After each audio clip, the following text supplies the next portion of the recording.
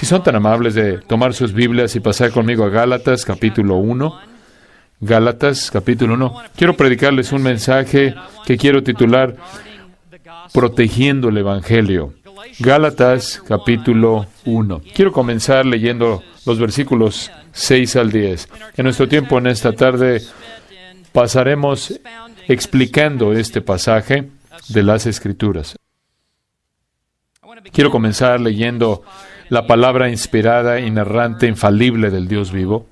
Gálatas 1, versículo 6. El apóstol Pablo escribe: Estoy maravillado de que tan pronto os hayáis alejado del que os llamó por la gracia de Cristo para seguir un evangelio diferente.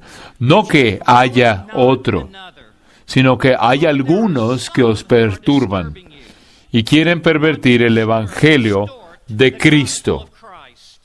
Mas si aún nosotros, o un ángel del cielo, os anunciare otro evangelio diferente del que os hemos anunciado, sea anatema.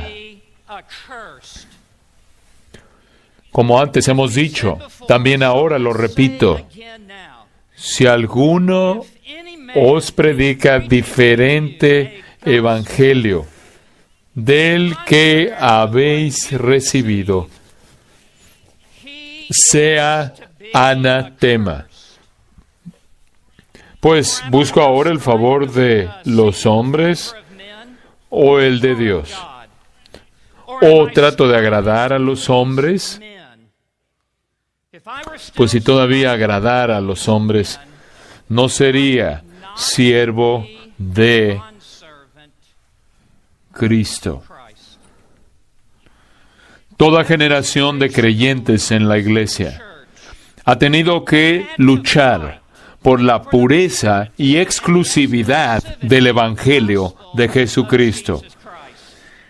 No hay excepción alguna. Comenzando en el primer y segundo siglos, Clemento de Roma, Ignacio, Justino Mártir, dieron sus propias vidas hasta la muerte para preservar y proteger la pureza del Evangelio de Jesucristo. Ireneo luchó contra la herejía gnóstica en el siglo II, y Policarpo peleó contra el procónsul romano en el siglo II a expensas de su vida misma.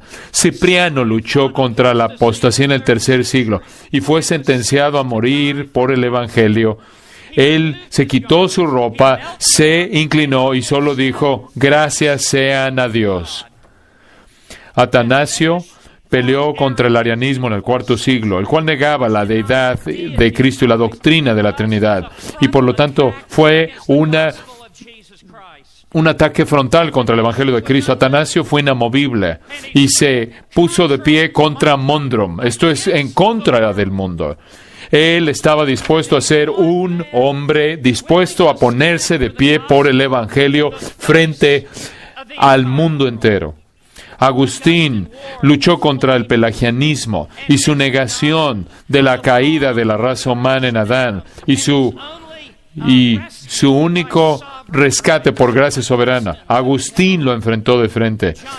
Juan Wycliffe, Juan Hus, Martín Lutero atacaron el evangelio pervertido de la Iglesia Católica Romana con su sistema corrupto de mérito y obras humanas. Juan Calvino luchó contra Roma y su evangelio putrefacto, como también contra los libertinos y los unitarianos y todos los demás ataques contra el evangelio.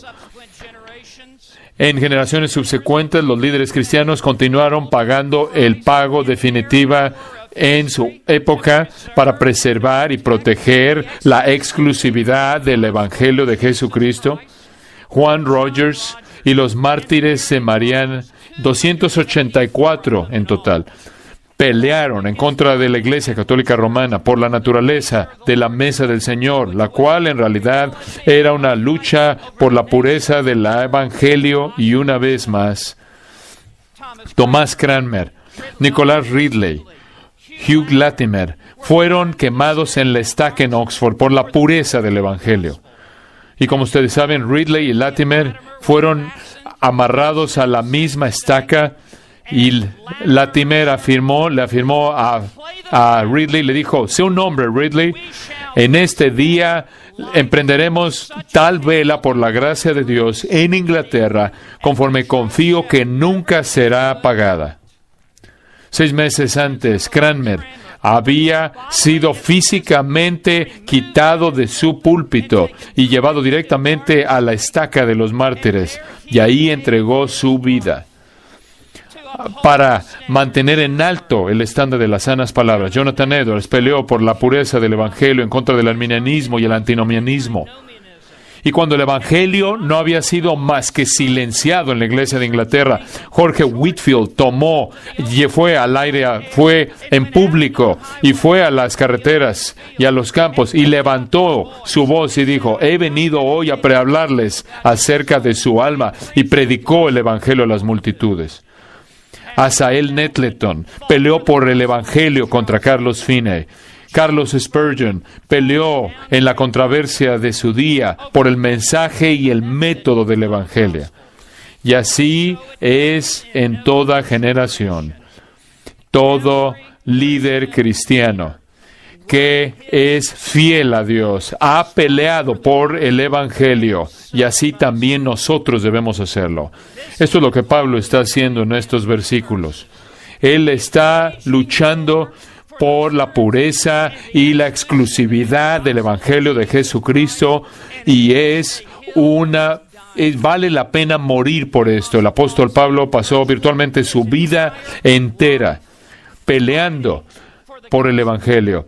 Peleaba en contra del gnosticismo incipiente entre los efesios, y luchó también contra la filosofía secular y el legalismo judaísmo y el misticismo oriental y el asceticismo estricto entre los colosenses.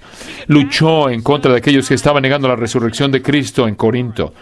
También luchó con los fanáticos entre los tesalonicenses. Y aquí él contendió contra el legalismo judaico, en contra de estos legalistas judíos que estaban infiltrándose a la iglesia, y esta lucha sería una de las más demandantes y conflictos intensos de su vida.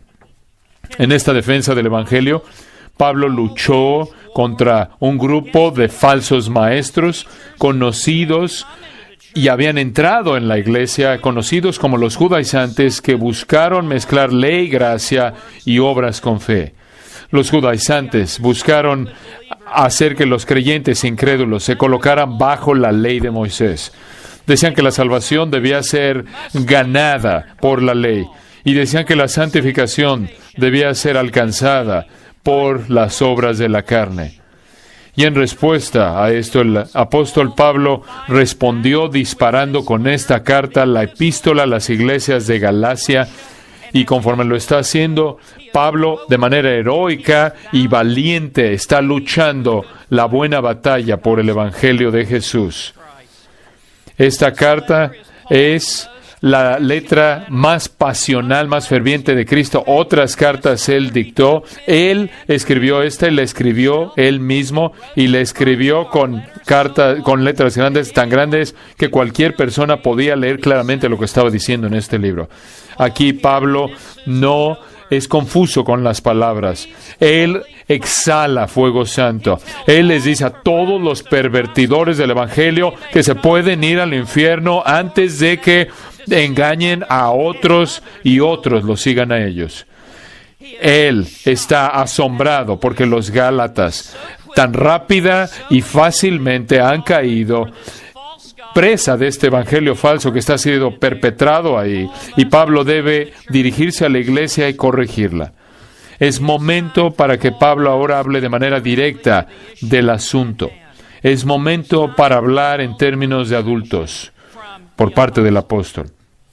Amados, vivimos en una época como esta, no diferente de la del primer siglo, en la cual el evangelio de Jesucristo continuamente está bajo ataque una y otra vez.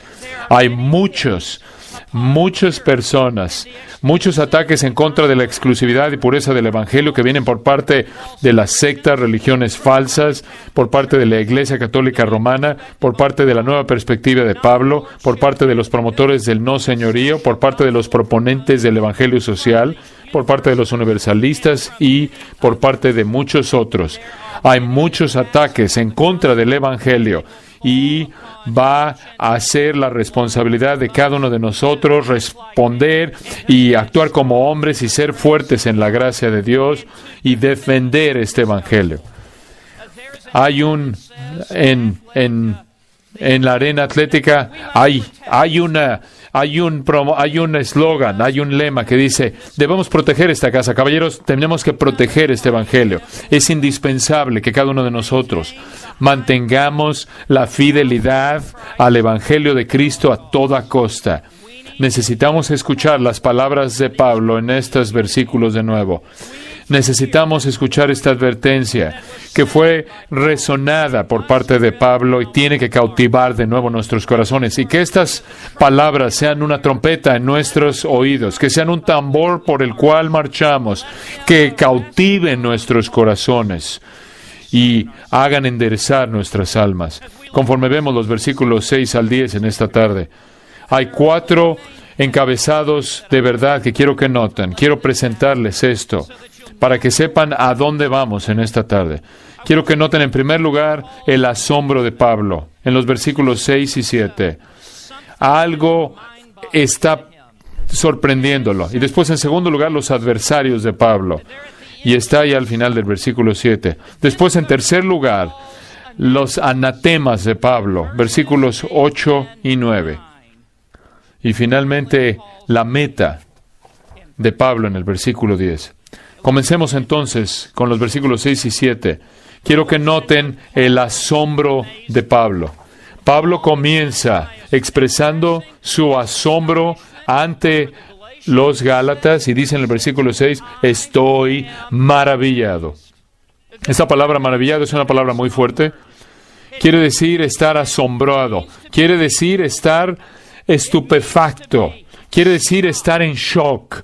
Pablo francamente está sin palabras, que ha quedado perplejo ante las noticias que él ha recibido por parte de los Gálatas. Esto no es concebible, esto es inconcebible. Estoy con la boca abierta ante el reporte que he recibido. Y procede a decirnos ahora qué es lo que ha causado ese asombro, de que tan pronto os hayáis alejado de... Él está asombrado porque los Gálatas han abandonado el Evangelio mismo de Jesucristo que Él mismo les ha traído. Y esta palabra alejado es un término militar y es usado para hablar en referencia a un soldado que estaba dando su posición. Quiere decir alguien que está desertando. Están desertando de su lealtad a Dios y su fidelidad, su devoción al Señor Jesucristo. Está en el tiempo presente, quiero que noten, lo cual quiere decir que están desertando tan rápidamente en este momento, exactamente en este momento, en el proceso de desertar a Dios mismo. Está en la voz media. Esto es algo que esto es algo por lo que ellos son responsables a nivel personal. Ellos están dejándolo rápidamente. Y al dejar el Evangelio, los Gálatas están dejando a Dios. No solo están dejando un sistema de teología, por muy importante que eso sea, pero el Dios mismo de ese sistema de teología. Pablo está diciendo, están dándole la espalda al Dios omnipotente. Son como desertores militares. Son cobardes, son desertores del peor calibre. Acabo de estar con ustedes, les acabo de dar el mensaje y ahora son tan prontos a dejar a Dios. Esto es como si dijera, Dios mismo es el Evangelio. Y alejarse del Evangelio es alejarse de Dios, porque hay solidaridad y hay unidad entre Dios y su Evangelio. el Evangelio es el Evangelio de Dios. Romanos 1, versículo 1 nos dice eso. Esta es la verdad de Dios. Este es el poder de Dios. Este es el mensaje de Dios. Y abandonar el mensaje de Dios es abandonar a Dios mismo. Todo atributo de Dios es visto de la manera más clara en el Evangelio. Todo atributo de Dios es desplegado de una manera hermosa en el Evangelio. Es un espectáculo del teatro del Evangelio de Jesucristo. Salmo 19:1 dice que los cielos cuentan la gloria de Dios. ¿Cuánto mayor es la gloria de Dios desplegada en el mensaje que nos habla de cómo ir al cielo? Si la gloria de Dios es desplegada en su creación, es desplegada en aún mayor despliegue en su nueva creación a través del Evangelio. Piensen en esto. Es en el Evangelio que vemos con mayor claridad la santidad de Dios. Que Dios es trascendente, majestuoso, alto y sublime, infinitamente separado de pecadores contaminados. Y hay un vacío inmensamente enorme que separa al Dios santo y al hombre pecaminoso. La santidad de Dios resplandece de manera brillante en el Evangelio de Jesucristo. Y realmente ruega que venga, ruega que la solución venga de Dios. Es en el Evangelio que vemos la ira de Dios como en ningún otro lugar. Vemos el pecado bajo juicio en la cruz. Vemos nuestro pecado siendo juzgado por Dios en Cristo en la cruz. Vemos a Cristo, quien se convirtió en una cruz por nosotros, sufriendo en nuestro lugar la venganza divina. Ahí vemos el tormento de los maldecidos en la cruz en el Señor Jesucristo.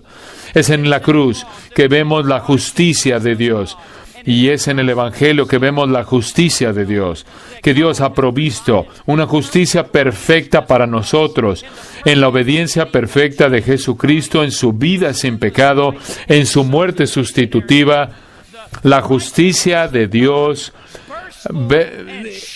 emana y brilla como en ningún lugar en el Evangelio. Es en el Evangelio que vemos la gracia de Dios proveyendo la justicia para pecadores, libre, gratuita y sin costo. Es en el Evangelio que vemos la inmutabilidad de Dios, que no hay más que un camino incambiable de salvación, de principio a fin. Es el Evangelio incambiable de Dios. Es en el Evangelio que vemos el poder de Dios, que puede salvar al mayor de los pecadores, que puede transformar y santificar al pecador más vil. Es en el Evangelio que vemos la verdad de Dios, la realidad de su plan salvador dado a conocer a nosotros. Es en el Evangelio que vemos la soberanía de Dios, salvando a sus escogidos, a todos aquellos que escogió el Padre, encomendados a Cristo, no sin que haya una oveja pereciendo. Quiero decirlo de nuevo, Dios es el Evangelio, y partir de Dios y partir del Evangelio es partir de Dios mismo. Todas las líneas de la teología propia intersectan en el Evangelio de Jesucristo. Todos los atributos de Dios intersectan en la persona y obra de Jesucristo, quien es el Evangelio para nosotros. Dejar el Evangelio es dejar a Dios mismo. Entonces, en el versículo 6, Pablo continúa escribiendo, habiendo dicho, estoy maravillado de que tan pronto os hayáis alejado del que os llamó por la gracia de Cristo. ¿Están desertando a Dios después de que Él ha hecho esto? Por su gracia soberana, eficaz, irresistible, que los ha llamado y ha vencido su resistencia a Dios y los ha traído a sí mismo para que sean trofeos de su gracia. Este Dios que te ha llamado por la mera y pura, no adulterada gracia de Dios, llamado del sistema maligno del mundo, llamado del sistema de las tinieblas, del reino de las tinieblas. Él dice, ahora ustedes, versículo 6, se están volviendo a un evangelio diferente. Caballeros, solo hay dos tipos de evangelios. Tenemos el evangelio verdadero y está el evangelio falso. O, dicho de otra manera, es el evangelio salvador o el evangelio que no salva. Hemos escuchado desde este púlpito, a lo largo de muchos años, tenemos el evangelio de el mérito divino y tenemos el evangelio falso de mérito humano. Y Pablo está diciendo, están desertando del evangelio de mérito divino porque a cambio de un evangelio de mérito humano y este evangelio diferente, heteros, denota otro de un tipo totalmente diferente. Diríamos que esto eran manzanas y naranjas, peras y manzanas. Un mensaje totalmente diferente, un mensaje que no salva, no santifica de legalismo. Era un evangelio falso, era un mensaje falso, una salvación falsa, era una religión falsa, era un mensaje corrupto al cual se estaban volviendo. Y Pablo aquí está llamándolos de regreso al evangelio genuino. En el versículo 7, al principio del versículo 7, dice, con respecto a este evangelio diferente, él dice, no que haya otro, lo cual quiere decir que solo hay un evangelio verdadero, solo hay un verdadero camino de salvación, y cualquier otro mensaje es un mensaje que condena el alma. Solo hay una manera de salvación, solo hay un camino de salvación. Jesús dijo, yo soy el camino y la verdad y la vida. Nadie vine al Padre sino por mí. Pedro dijo, no hay salvación en ningún otro nombre, porque no hay otro nombre bajo el cielo dado a los hombres en que podamos ser salvos. Pablo dijo, hay un solo Dios y un solo mediador entre Dios y los hombres, Jesucristo, hombre. Claro que hay un camino que parece correcto al hombre, pero su fin es camino de muerte. Desertar este evangelio es ser alejado del único camino de salvación. ¿Por qué es Jesús el único camino de salvación? Nadie más ha nacido de una virgen y ha vivido una vida perfecta y sin pecado.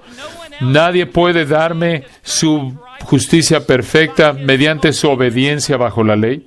Nadie más ha muerto en mi lugar, sepultando mis pecados y llevándolos muy lejos. Nadie más ha sufrido la ira de Dios para mí en la cruz y ha satisfacido, ha satisfecho, ha aplacado la ira de Dios en contra de mí.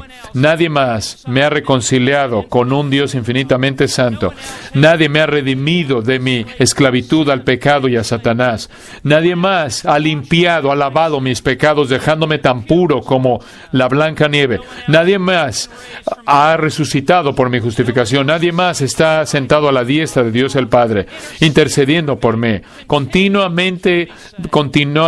Él continúa manteniéndome salvo. Nadie ha hecho esto. Ni Buda, ni Alá, ni María, ni el Papa, ningún ser unitariano, ni José Smith, ni Mary Baker Eddy, y ciertamente yo por mí mismo, para mi propio beneficio. Nadie más que Jesucristo, enviado de Dios a la tierra, tiene la capacidad de tomarme aquí en la tierra para llevarme al cielo. Él nació de una virgen para que pudiéramos nacer de nuevo. Él se convirtió en el Hijo del Hombre para que nos convirtiéramos en hijos de Dios. Este es el único Salvador de pecadores, Jesucristo nuestro Señor.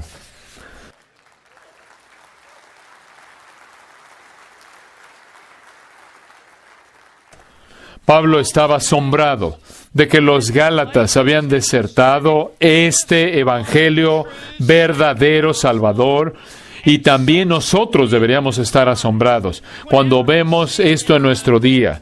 Nosotros también deberíamos estar asombrados cuando vemos evangélicas que firmen algún documento de católicos y evangélicos juntos y pretenden de que no hay diferencia entre Roma y el evangelio de Jesucristo.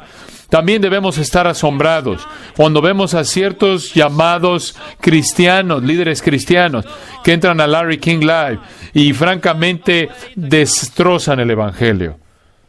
Cito, Larry King. Porque hemos tenido a ministros aquí en nuestro programa que dicen, o crees en Cristo o no lo crees. Si crees en Cristo, vas al cielo. Y si no, no importa lo que hayas hecho en tu vida, no te vas al cielo. Me pregunto qué ministro habrá dicho eso en Larry King, en el programa de Larry King.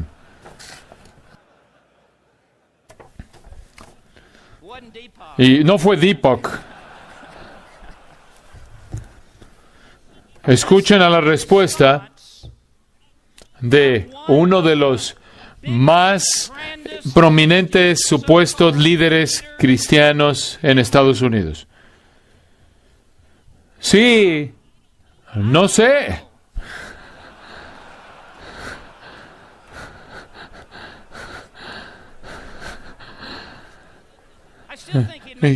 Quizás este hombre podría llegar a ser un buen predictor, alguien que predice bien el clima. Su esposa realmente es una mejor predicadora que él, pero bueno. Entonces aquí está. Nos podrían dar un poco de aire acondicionado aquí. Larry King le dice, bueno, no sé. Probablemente hay un equilibrio entre... Creo que tienes que conocer a Cristo, pero creo que si conoces a Cristo, si eres un creyente en Dios, vas a tener algunas buenas obras. Creo que en cierta manera es una salida decir que soy cristiana, pero nunca hago nada. Eso ni siquiera respondió a la pregunta. Y King responde, ¿y qué tal si eres judío? Como él es. ¿O qué tal si eres musulmán? Y no aceptas Cristo en absoluto. La pregunta, con signo de interrogación, la respuesta. ¿Vos sabes?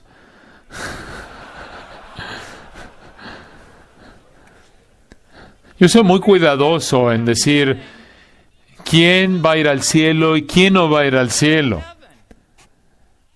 No sé. King, si tú crees que tienes que creer en Cristo, están mal. ¿No es cierto? Refiriéndose a los judíos, refiriéndose a los musulmanes. Y la respuesta, simplemente estoy leyendo esto, ¿ok? Muy bien. Bueno.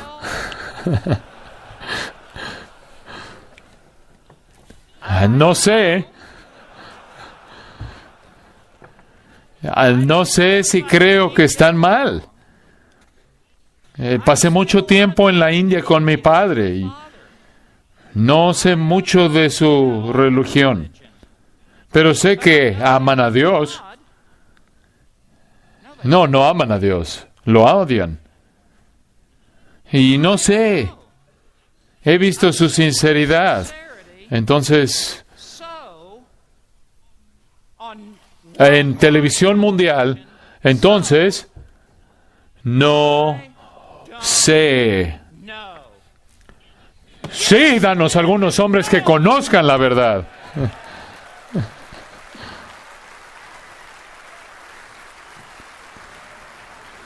Y que declararán la verdad.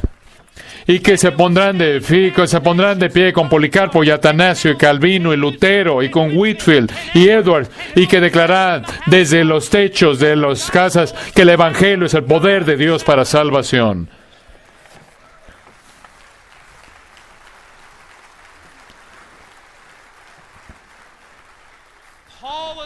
Pablo estaba asombrado, también nosotros estamos maravillados en esta época de la historia.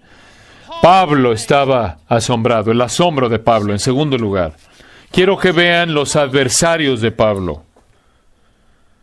El problema yace con estos adversarios del Evangelio que estaban corrompiendo el Evangelio y estaban molestando a los creyentes. Y entonces vemos aquí, a la mitad del versículo 7, Pablo ahora menciona a los falsos maestros por primera vez, aunque no por nombre. Entonces Pablo dice, sino que hay algunos, y pueden encerrar en un círculo la palabra algunos. Estos algunos son los judaizantes, que os perturban, que tratan de infiltrar su legalismo a la iglesia y colocar a la gente bajo la ley, sea para salvación o para santificación. Solo que hay algunos que os perturban. Esta palabra perturban, ¿la ven ahí? terazo. Quiere decir turbar, agitar, sacudir. Estos falsos maestros habían entrado ahí al vacío de la ausencia de Pablo, habiendo dejado a las iglesias ahí, y lo habían llenado esa ausencia con su evangelio corrupto, y estaban sacudiendo la lealtad de los creyentes a Dios mismo. Y al hacer esto, estaban turbando y sacudiendo a la iglesia, porque la iglesia se funda sobre el evangelio de Jesucristo. Quitas el evangelio y has quitado todo. Nada más que noten, sino que hay algunos que os perturban y quieren pervertir. Esta palabra pervertir quiere decir cambiar algo al opuesto. Ellos estaban cambiando el verdadero evangelio e invirtiéndolo y convirtiéndolo en un evangelio falsificado. Estaban pervirtiendo el evangelio, estaban torciendo el mensaje, estaban diluyendo su pureza y querían distorsionar el evangelio de Cristo. Específicamente, estos falsos maestros, los judaizantes, estaban enseñando Cristo y gracia y fe. Decían que eran buenas en sí mismas, pero estas en sí mismas son inadecuadas para salvar y santificar. Estaban diciendo las obras humanas también son necesarias para la salvación. El esfuerzo religioso se demanda para la aceptación con Dios. Tienes que guardar la ley, decían, y también cumplir tu parte para alcanzar tu mérito y alcanzar la justicia. Estaban diciendo que eres justificado por la fe y las obras. Eres santificado por la fe y las obras de la carne. Estaban diciendo tienes que ser circuncidado para ser salvado. Tienes que guardar los 10 mandamientos para poder estar bien con Dios. Tienes que observar los días santos. Tienes que practicar la ley ceremonial. Y Pablo regresaría aquí en el capítulo 2 y en el versículo 21, y Pablo diría, si la justicia viniera a través de la ley, entonces Cristo murió innecesariamente. Si podemos alcanzar nuestra propia salvación fuera de la suficiencia de la cruz, entonces el Calvario es la burla de las edades, de la historia. Hay tantos adversarios como estos el día de hoy. Reconocen un lugar para la cruz, hablan de la gracia, pontifican acerca de la fe, pero dicen que no es suficiente estar bien con Dios. Dicen que la salvación es por fe y buenas obras. Fe y bautismo en agua, fe y membresía en la iglesia, fe y hablar en lenguas, fe y aves marías, fe y la misa, fe y los ritos, fe y el tesoro del mérito, fe y la compra de indulgencias. Ellos dicen que todos estos son necesarios para la salvación y maldicen las almas de los hombres, las condenan. Claro que hay otros adversarios del Evangelio de un diferente tipo. Niegan la Trinidad. Ellos niegan la deidad absoluta de Cristo. Ellos tratan de minimizar el señorío de Cristo. Ellos atacan el nacimiento virginal de Cristo. Ellos niegan la vida sin pecado, la muerte sustitutiva, la resurrección corporal y la segunda venida de Cristo. Hay aún otros que niegan la exclusividad de la salvación en Cristo únicamente. Y dicen, Jesús solo es uno de muchos caminos que están llevando a la cima donde está Dios. Pero si Jesús no es el único camino al cielo, entonces no es ninguno de los caminos al cielo, porque un mentiroso no puede ser nuestro Salvador, y Jesús dijo ser el único camino de salvación.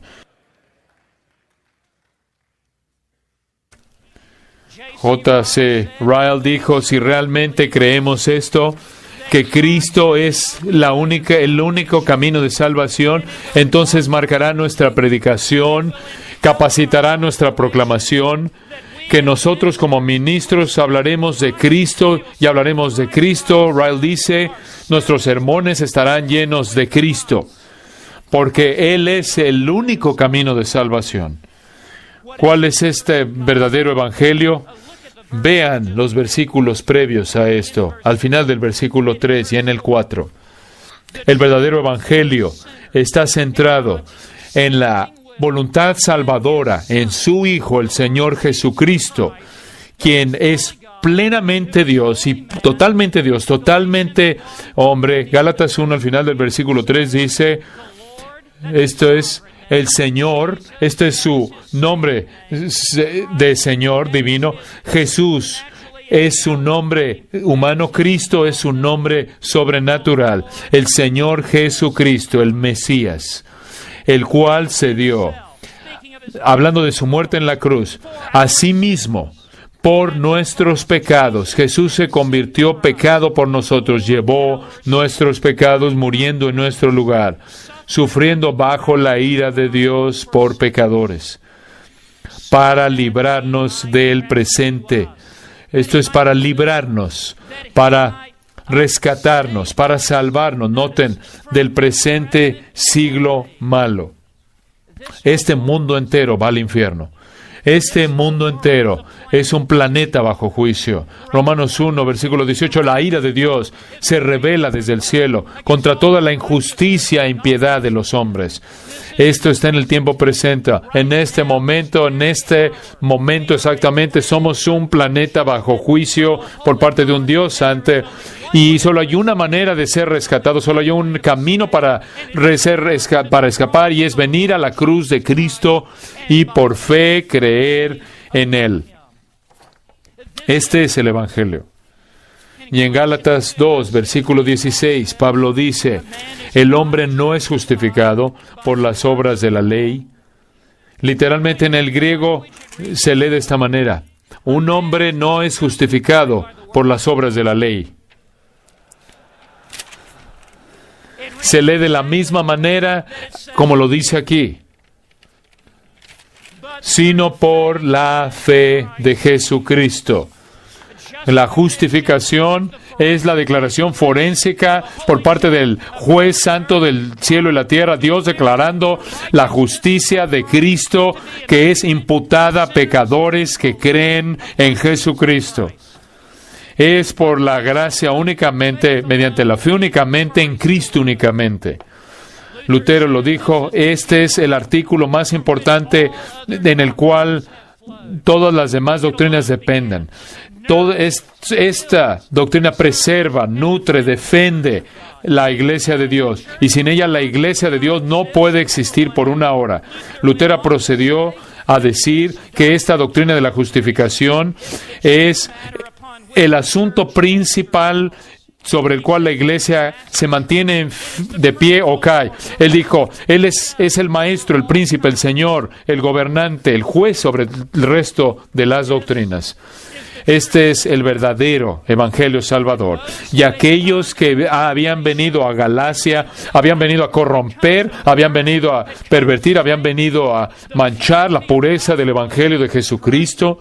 Y Pablo se levanta y él habla de manera directa a las iglesias y a nosotros a proteger el Evangelio a toda costa. Quiero que noten en tercer lugar las anatemas de Pablo. Estos falsos maestros, los judaizantes, buscaban minar la enseñanza de Pablo en el Evangelio. Pablo ahora, en el versículo 8, presenta una situación hipotética extrema para poder presentar el punto que está por enseñar. Dice Pablo en el versículo 8, mas si aún nosotros, y con esto se refiere a sí mismo y a sus asociados que estaban viajando con él, esto es Barnabé, y más tarde incluiría a Timoteo o Lucas, mas si aún nosotros o un ángel del cielo, sea Miguel el arcángel, o sea Gabriel, o sea uno de los ángeles principales, sea uno de los ángeles de mayor rango o de mayor jerarquía, sea uno de los serafines, sea uno de los querubines, sea cualquiera de los ángeles escogidos, os anunciaré otro evangelio, diferente del que os hemos anunciado. Esto es diferente de la salvación mediante la fe, mediante la gracia en Cristo, contrario, opuesto a la gracia, a la salvación mediante la fe únicamente, mediante la gracia únicamente, mediante Cristo únicamente.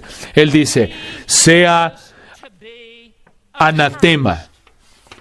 maldito, anatema. Esta es una palabra fuerte. Quiere decir ser entregado a destrucción. Quiere decir consignado a las llamas del infierno eterno abajo. En otras palabras, quiere decir condenado. Quiere decir condenado eternamente, consignado en las profundidades del infierno abajo.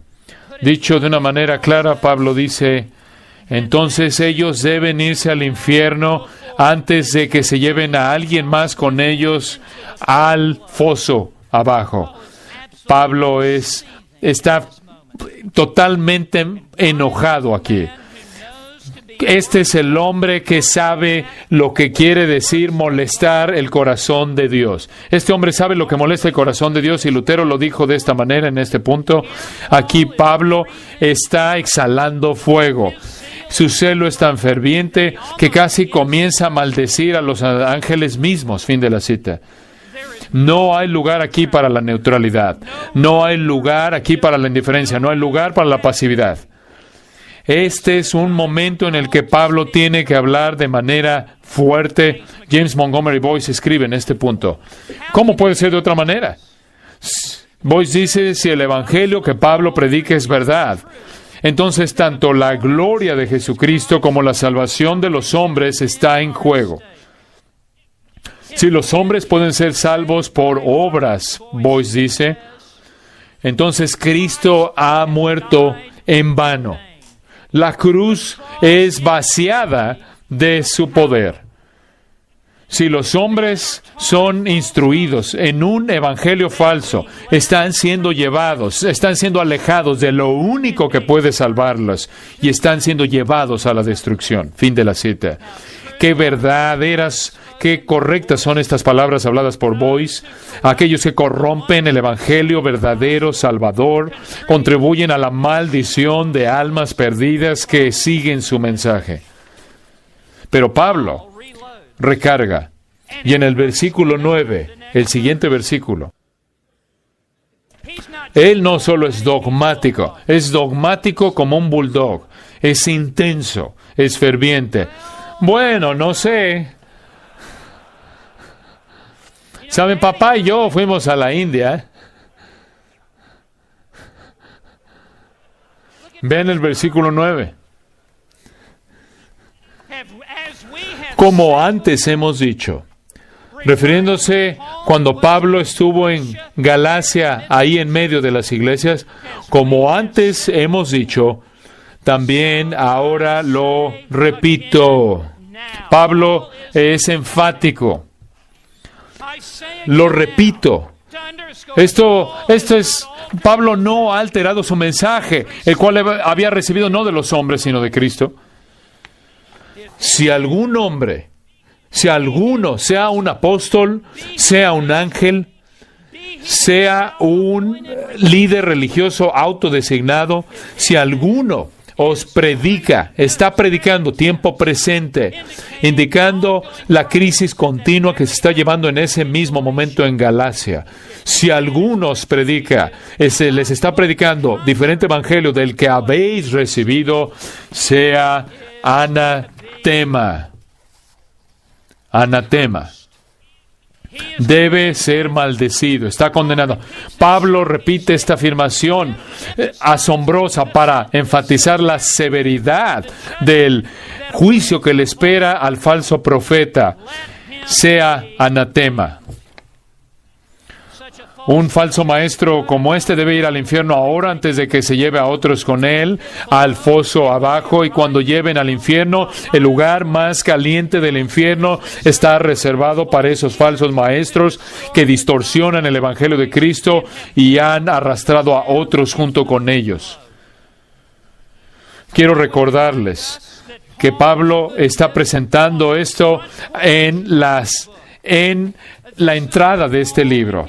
Aquí es donde Pablo, en sus otras epístolas, expresa su gratitud a Dios por las iglesias. Pablo normalmente aquí diría, oh, qué agradecido estoy con Dios por ti. Oh, estás en todos mis pensamientos. Me traen tanto gozo. No hay nada de eso. Pablo no está agradecido. Él está apropiadamente lleno de celo santo, porque la gloria de Dios y la gloria de Cristo han sido contaminadas con este mensaje falso. Está molesto por esto, porque el Evangelio Salvador, el único Evangelio Salvador y el único mensaje santificador está en juego. Jesús mismo advirtió en contra de los falsos líderes religiosos que pervertirían el camino correcto de salvación. Jesús dijo: entrar por la puerta estrecha, porque ancha es la puerta y espacioso el camino que lleva a la destrucción, y muchos son los que entran por ella. Porque estrecha es la puerta y angosto el camino que lleva a la vida, y pocos son los que la hallan. El siguiente versículo: guardaos de los falsos profetas, que vienen a vosotros con vestidos de ovejas, pero por dentro son lobos rapaces. Ellos están ahí junto a la puerta estrecha, buscando engañar y maldecir y condenar a las almas de los hombres para llevarlas por la puerta estrecha. Y los anatemas de Pablo son correctamente pronunciados. Y no es momento aquí de dialogar. Este es un momento de declarar. Finalmente, quiero que vean la meta de Pablo. En el versículo 10. Y caballeros, esta es la meta que todos aquí debemos tener, debemos poseer esta meta, este objetivo. Pablo llega al meollo de esto, llega a la médula. ¿A quién está tratando él de agradar? Vean el versículo 10. Pues esto es lo que todo predicador y todo cristiano debe preguntarse. Pues, ¿busco ahora el favor de los hombres o el de Dios? No hay otra categoría, no hay otra alternativa. O vivimos nuestras vidas y ministramos como si estuviéramos buscando la aprobación de Dios en el cielo, o jugamos buscando el aplauso de las multitudes. O trato de agradar a los hombres. Si Pablo estuviera buscando quedar bien con los hombres, ciertamente hubiera suavizado su retórica. Pero Pablo no está buscando la popularidad. Pablo ni siquiera está cortejando la popularidad de la iglesia y las iglesias a las que este libro es escrito. Pablo está escribiendo para que reciba sus amenes del cielo. Pablo está buscando la aprobación de Dios al hablar lo que él dice y cómo lo dice. Estas palabras confrontadoras, fuertes, difícilmente fueron calculadas para ganar la aprobación de los hombres. Los hombres que buscan agradar a los hombres simplemente no pronuncian anatemas en contra de aquellos que proclaman falsos evangelios. Pero Pablo buscó agradar a Dios. Y tenemos que entender esto tú y yo. Si nosotros buscamos agradar a Dios, no importa a quién le caigas bien o mal. Y si nosotros desagradamos a Dios, no importa a quién agradamos. El ministerio es muy simple. En últimas, debemos buscar el favor y la aprobación del Dios Todopoderoso. Y no importa con quién quedemos mal. Pablo escribe: pues si todavía agradara a los hombres, no sería siervo de Cristo. En el sentido definitivo, agradar a los hombres y agradar a Dios son mutuamente exclusivos, no son inclusivos. La médula del asunto, esta es una proposición de y o, no es y o, sino es o esto o aquello. O buscas agradar a los hombres y por lo tanto vas a desagradar a Dios. O si buscas agradar a Dios, entonces estás dispuesto a quedar mal con los hombres. el meollo es que no puedes tener las dos alternativas. ¿Acaso no nuestro Señor dijo en Mateo 6, versículo 24, ninguno puede servir a dos señores? Porque o aborrecerá al uno y amará al otro, o estimará al uno y menospreciará al otro. Jesús entendió que solo podemos tener un amo, y como esclavos de Cristo le reportamos a Él y buscamos su aprobación. Pablo escribió en 1 Tesalonicenses capítulo 2, versículo 4, sino que según fuimos aprobados por Dios para que se nos confiase el Evangelio, así hablamos. Ahora escuchen esto. No, hablando de hablamos, no como para agradar a los hombres, sino a Dios, que prueba nuestros corazones. Lo que Pablo está diciendo, fui escogido por Dios, fui llamado por Dios, fui apartado por Dios, fui salvado por Dios, redimido por Dios, comisionado por Dios, iluminado por Dios, instruido por Dios, establecido por Dios, capacitado por Dios, dirigido por Dios. ¿Por qué entonces de pronto buscaría agradar a los hombres? En el último día será Dios ante quien estemos de pie. Seremos juzgados no por los hombres ni por los ángeles, sino por Dios. Y seremos recompensados o pasados por alto por Dios. Es Dios a quien debemos agradar. Y solo hay un mensaje que en últimas agrada a Dios. Y es el Evangelio de Dios. Salvación por la gracia únicamente, por la fe únicamente, en Cristo únicamente. A alguien que ciertamente no fue un hombre que agradó a los hombres. Uno de los hombres más valientes de la historia del Evangelio. Oímos de él ayer. Juan Knox. Tuve el privilegio hace un par de años atrás de estar de pie junto con el Dr. MacArthur, en donde Knox está sepultado, estar ahí en el púlpito de Juan Knox en Escocia, y fue uno de los momentos más emocionantes de mi vida.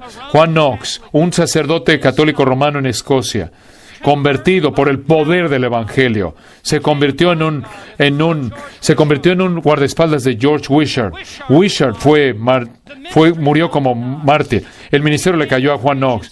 Juan Knox comenzó a predicar en el castillo de San Andrés. Fue capturado por un galeón francés y sirvió ahí durante los siguientes 19 meses, ahí en el barco. Fue un cautivo de guerra. Fue liberado, regresó a Escocia y predicó. María la Sangrienta tomó el trono, huyó, fue a Ginebra y pastoreó ahí una congregación en Ginebra. Fue parte de la Ginebra, de la Biblia de Estudia Ginebra. Regresa a Escocia después de que María la Sangrienta había sido quitada del trono. María, la reina de los escoceses, que había estado en exilio en Francia, ahora asume el trono de Escocia. En su primer domingo, en el primer domingo de María como reina de Escocia, ella entra a la privacidad de su propia capilla.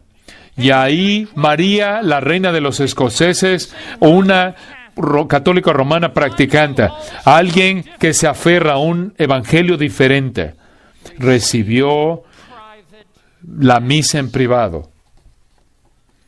Y le llegó esto se le informó a Juan Knox, y el siguiente domingo en la iglesia de San Giles en Escocia, Edimburgo, Knox asciende al púlpito y en este sermón llama a María, la reina de los escoceses, y le dice desde el púlpito: una misa es más aterradora para mí que si 10,000 enemigos armados estuvieran preparados en alguna parte de la esfera.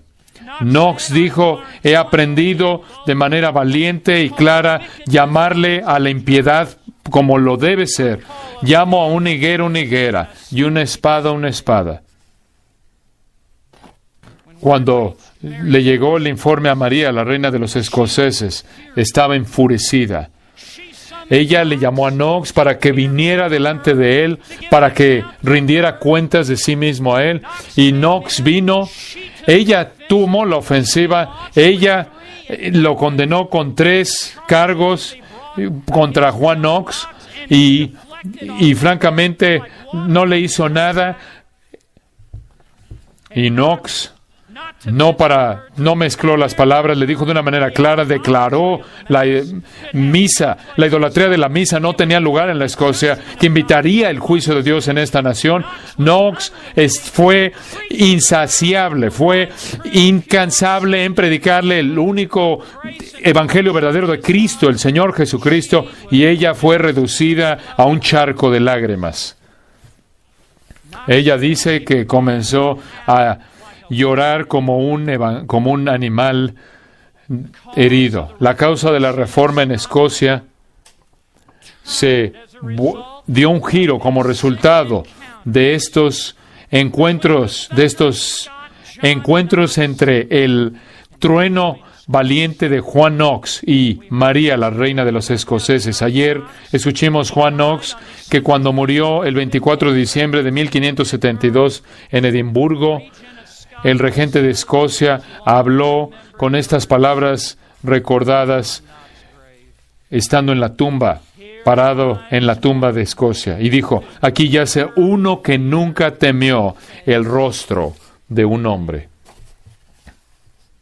Quizás Knox es mejor descrito por las palabras de conclusión de la confesión escocesa que él escribió en 1560, cuando regresó a Escocia para fundar la Iglesia de Escocia, que predicó el Evangelio de Jesucristo. Escuchen estas palabras, como la confesión escocesa termina, escrita por Juan Knox mismo: levántate, oh Señor, y que tus enemigos sean confundidos, que huyan de tu presencia los que odian tu nombre santo. Da a tus siervos fortaleza para hablar tu palabra con denuedo, y que las naciones se aferren al conocimiento verdadero de ti. Fin de la cita. ¿Dónde están esos predicadores en nuestro día? Adrian Rogers una vez dijo: el problema con los predicadores hoy en día es que nadie quiere matarlos ya.